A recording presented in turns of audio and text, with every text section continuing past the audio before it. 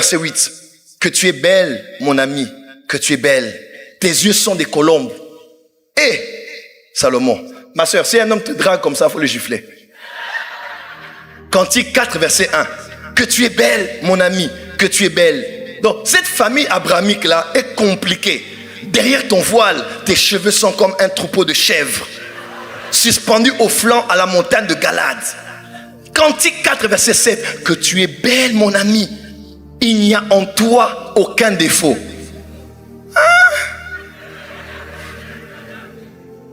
Pourquoi? On peut dire que c'est pas mauvais d'épouser une belle femme.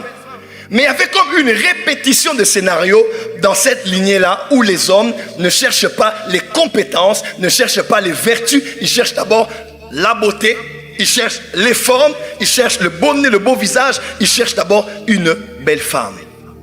Dis à ton voisin, est-ce qu'il y a des hommes dans la salle? Je vous donne un conseil. La beauté est éphémère. Après 2-3 grossesses, elle n'aura pas toujours la même taille. Toi qui voulais épouser Miss Martinique, tu as un problème. Parce qu'après 1, 2, 3 grossesses, son corps peut changer. Adam, quand il a vu Ève, Adam n'a pas dit, voici cette fois-ci la chair de ma chair, l'os de mes os, mais il a dit, voici cette fois-ci l'os de mes os et la chair de ma chair. Parce que le choix d'Adam n'était pas dans ce qu'il voyait, mais dans ce qu'on ne voyait pas, qui était à l'intérieur de Ève. Ne cherche pas d'abord la beauté, cherche la structure osseuse, cherche les valeurs, cherche les principes que la femme a qui font qu'elle soit debout. Et parce qu'elle est debout, tu seras debout toi ainsi que votre postérité. Deuxième chose rapidement, quand on voit la famille d'Abraham, c'était une famille dans laquelle l'homme avait menti. Abraham avait menti. Genèse 12, verset 11. Comme il était prêt d'entrer en Égypte, il dit à Sarai, sa femme, voici je sais que tu es belle, une belle femme de figure. Verset 14. Lorsqu'Abraham vit arriver en Égypte les Égyptiens, vit que la femme était fort belle. Quand vous allez plus loin, il a dit à sa femme, il lui a donné une injonction précise qu'elle devait respecter. Et dans ce cadre-là, elle devait mentir. Abraham, dis avec moi Abraham. Dis encore Abraham. Dis avec moi, Père Abraham. Dis encore plus fort, Père Abraham. Encore Père Abraham. Dis, je te prie que tu es ma soeur, afin que je sois bien traité à cause de toi et que mon âme vive grâce à toi. Genèse 12, verset 13. Quand on regarde Isaac, Isaac, lui, n'a pas menti, mais seulement sa femme Rebecca a menti. Elle a travaillé pour la faveur de Jacob et elle a dit à Jacob d'aller se présenter devant Isaac comme étant lui-même Ésaü. Quand on va dans la famille maintenant de Jacob lui-même, il est écrit, Jacob répondit à son père, je suis Ésaü, ton fils aîné. Et pourtant, il avait menti. Donc on voit ici, Abraham a menti. Dans la famille de son fils, Rebecca a menti. Et dans la famille de qui? Dans la famille maintenant de Jacob, on voit lorsqu'ils ont pris Joseph, ils ont vendu Joseph, ils sont allés dire à leur père que leur frère était mort et pourtant il n'était pas mort. Parce que les péchés des pères peuvent devenir les péchés des fils et les péchés des petits-fils. Amen. Dans cette famille, les femmes avaient difficulté à avoir des enfants. Abraham a attendu longtemps pour avoir un enfant avec Sarah. Abraham n'était pas stérile, c'est la femme qui l'était. Rebecca n'était pas stérile, mais elle a attendu longtemps.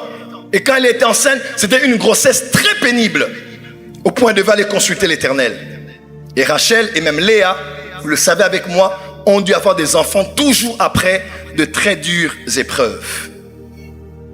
Quand vous regardez cette famille aussi, avant d'aller plus loin, cette famille avait le combat des premiers-nés. Quelqu'un peut dire avec moi le combat des premiers-nés. Qui est aîné de sa famille ici?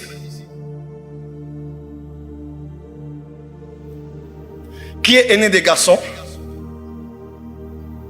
Aîné des filles? Papa a eu plusieurs enfants, mais tu es l'aîné de tous les enfants. Tu Tu es l'aîné du côté de ta mère. Amen. De manière très étrange, quand vous lisez dans la parole de Dieu, dans cette famille-là, ils avaient comme, à part la prospérité qui les accompagnait, il y a quelque chose d'étrange qui était sur eux. Ils avaient un sérieux combat au niveau des premiers-nés. Et les premiers-nés n'héritaient pas. Abraham a eu Ismaël, son premier-né. Ensuite Isaac. Et dans l'histoire, Ismaël n'a pas hérité. C'est Isaac qui a hérité. Isaac a eu Ésaü et Jacob, tous deux des jumeaux. Ésaü n'a pas hérité. Jacob a hérité. Jacob a eu 12 fils qu'il a bénis même au soir de sa vie et a prophétisé sur eux. Son fils aîné, c'était Ruben. Ruben n'a pas hérité. C'est Judas et Joseph qui ont hérité. Dis avec moi, Amen.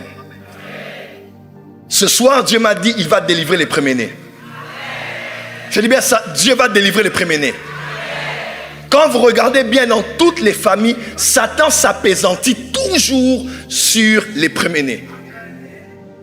Souvent, ils ne réussissent pas leur vie. Ils ne finissent pas les études. Ils sont des fois les plus irresponsables. Souvent, pas toujours.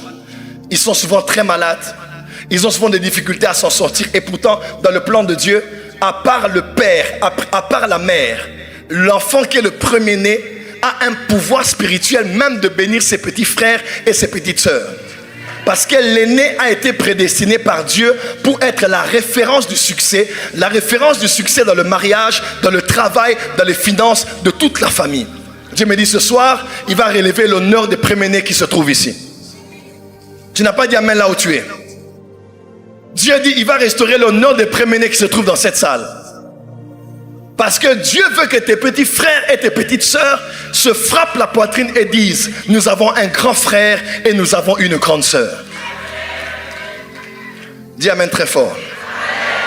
Mais dans le mystère des premiers-nés, il y a ce qu'on appelle le premier-né biologique, mais aussi ce qu'on appelle le premier-né prophétique. Des fois, le premier-né biologique doit être honoré, mais prophétiquement, c'est le quatrième de la famille qui devient comme le premier-né. Et Dieu fait que ce soit lui, le deuxième, le troisième ou le cadet, qui soit le pilier et la colonne sur laquelle tout le monde va se poser. Je décrète et déclare ce soir ici. Tout homme et toute femme que Dieu a prévu qu'il soit un premier-né dans ta famille, afin que tu relèves le nom de ton Père, que tu relèves la gloire de ta famille, que le Dieu que je sers libère l'onction de la prééminence sur toi. Je dis, libère l'onction de la prééminence sur toi. Je dis, libère l'onction de la prééminence sur toi. Dis amen très fort là où tu es. Dis amen très fort là où tu es.